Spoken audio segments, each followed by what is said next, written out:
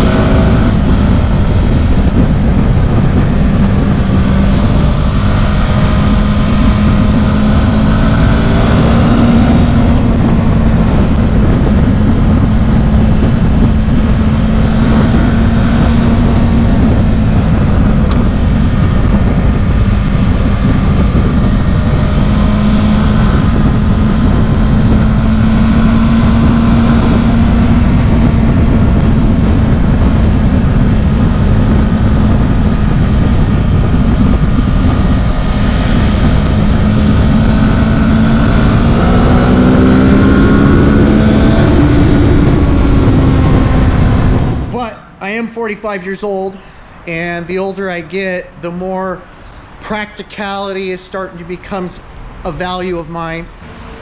You know, there's a lot of people that ride motorcycles that don't necessarily ride them for performance. You know, they live in the city, so they choose a motorcycle or a scooter to get around because it's economical, because you can fit into tight spaces with it, because it's just overall more efficient. It's a more cost-effective way to get around. And Kawasaki understands this, especially on the world market. You know, over in Europe and Asia, a lot of people ride scooters and small motorcycles to get around in the city, you know, places that are densely populated. And there's starting to be cities that don't even allow fully petrol-powered vehicles in the city limits. You have to be driving either a hybrid or riding, you know, a scooter or something like that, something electric. So Kawasaki is getting out ahead of the game. They're the first to market with a hybrid motorcycle, and they picked a great bike to start off with. The basis for this bike is the Ninja 500. Great motorcycle, super fun, affordable, versatile. If you're familiar with a Ninja 500 though, you can look at this and tell it's quite a bit different. The body work and styling on it has changed a lot. Also, the wheelbase is longer. That's because they moved the swing arm back and made room for the hybrid technology, which sits behind the engine. Now, it still has the same parallel twin that's in the regular Ninja 500, but aft of it is a hybrid battery, an electric motor, an automatic transmission, and then a bunch of wiring and plumbing that runs from the front of the bike to the back via this duct right here. It's also an air tunnel to funnel air back to the hybrid battery to keep it cool.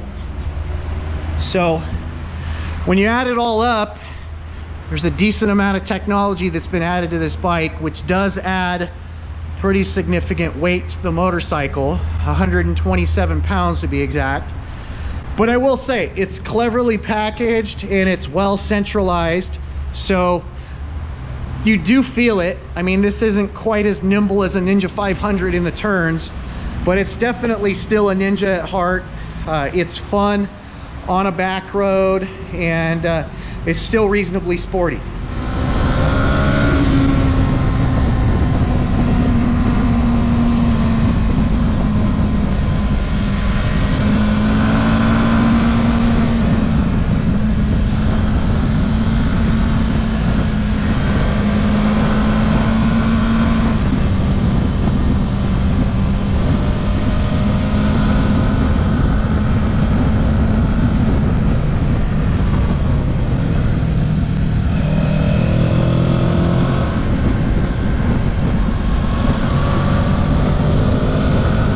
But that's not really the main purpose of this bike. This bike's meant to be ridden around in the city, to be a commuter, people who live in the suburbs and commute to the city. And for that purpose, it's fantastic. It's got 3 modes that all serve different purposes. So you can see here, it's in EV mode at the moment. When you turn on the bike, you can select EV, Eco, or Sport. The EV mode is fully electric, so the gasoline engine's not even on in EV. And in that mode, you get roughly 9 to 13 miles of travel. Now that doesn't sound like a lot, but when you're in the city, if you think about it, that's where you burn the most gas, the stop and go traffic riding. You can do most of your in-town running around fully electric without burning gas. Now when you use up the juice in that mode, it defaults to Eco, and the Eco mode is a combination of the gasoline engine and the hybrid motor, and it's meant to get, you know, maximum fuel economy. So it's automatic transmission at that point. Now you can choose to drive it in manual, which I did choose to, because if you let it do it for you, it short shifts a lot. You'll leave a stoplight, and by the time you're going 45 miles per hour, you're in 6th gear. I don't ride that way. I'm not that motivated by fuel economy, but I know a lot of the people that buy this will be, so that will be the mode you'll want to be in if you're trying to maximize fuel economy. Now my favorite mode of the bike was Sport mode. When you're in Sport, you have to do the shifting. So there's paddle shifters here. This thumb button shifts down. This plus button for your index finger shifts up. And then when you're in Sport, you can use this button over here, which is where the real fun happens. This is E-Boost.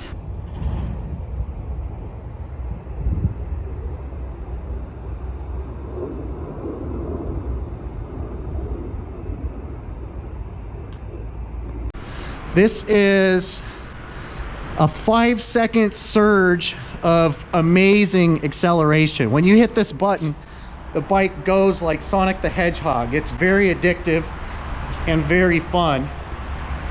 So yeah, this is a cool machine. I gotta say, I grew to appreciate it the more time I spent with it. And you know what, my ride to work this morning, I gotta say, even though weather's terrible and it's just kind of nasty out, I enjoyed my ride more on this than I would have on, you know, either of my bikes that I own. So I won't be trading in my KTM 890 Adventure for one of these, but I would love to have this in my garage as a third option, especially with the commute that I have. So it takes me anywhere from an hour to an hour and 15 minutes each way to and from work. So this bike would save me quite a bit of money on gas, and it would make my commute a lot more fun. So this bike I can see being very attractive to people who already ride scooters but want to graduate up to something techier or cooler. I can also see this bike pulling people who currently aren't riders into motorcycle riding. You know, people that may be evaded by the idea of shifting and using a clutch, you know, but they're techie, people that like Teslas, and MacBook computers and the latest and greatest cell phone apps and all that kind of stuff, I can see this bike being a huge draw to people like that. So for being the first of its kind, I think Kawasaki hit a home run here. I'm excited to see where this technology goes. This is going to permeate in the upcoming years all throughout Kawasaki's lineup. So they're committed to this. A lot of R&D went into this bike. I remember reading about this bike back in 2021. Kawasaki made an announcement that by 2035, their full lineup is going to be either electric or hybrid gasoline engines like this. So this is the future. It's coming, and good job, Kawasaki, for being the first ones with it. Really glad I got to experience this bike, and I'm excited to see how this technology evolves in the upcoming years. So I would love to show you this bike in person, let you sit on it. We've even put this bike in demo status, so it is available if you want to try it out for a test ride. Come see me, hit me up. Otherwise, have an awesome day, everyone.